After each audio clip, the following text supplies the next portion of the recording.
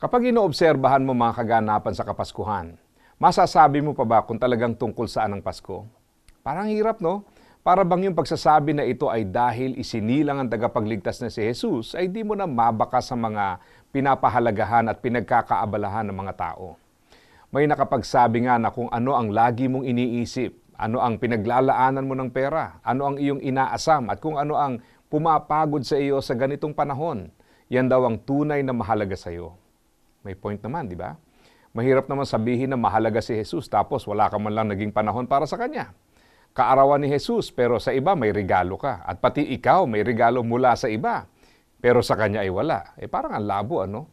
Ganyan na nga nangyayari. Kahit sa mga bata, nakakalito na din dahil ang panahong ito ay hindi na halos nagdadala ng isang spiritual na experience, kundi puro material, physical at financial ang pinagtutuunan. Kung susubukan mong magtanong ka sa bata.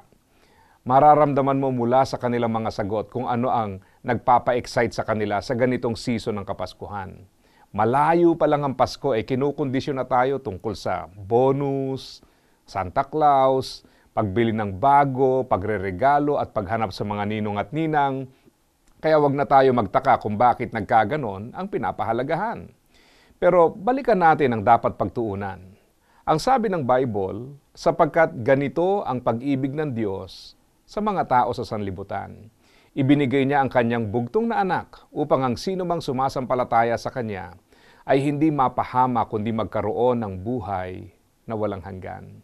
Kung matututunan natin muling ituon ang ating puso, mata at isipan sa lalong mahalaga, ay makikita at makakamta natin ang pagpapalang hihigit pa sa lahat ng ating inaasam.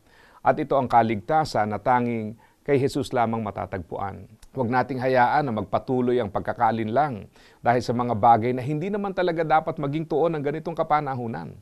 Totoo na hindi naman natin alam ang eksaktong petsa ng kapanganakan ni Jesus. Pero kung meron mang season na dapat magpaalaala sa atin ng kahalagahan ni Jesus, ito na yun, yung season ng Kapaskuhan. Ang mga bagay na material at pinansyal ay magbibigay lamang ng pansamantalang kasiyahan. Pero ang kaloob ng Diyos ay higit pa sa mga ito dahil ito ay buhay na walang hanggan.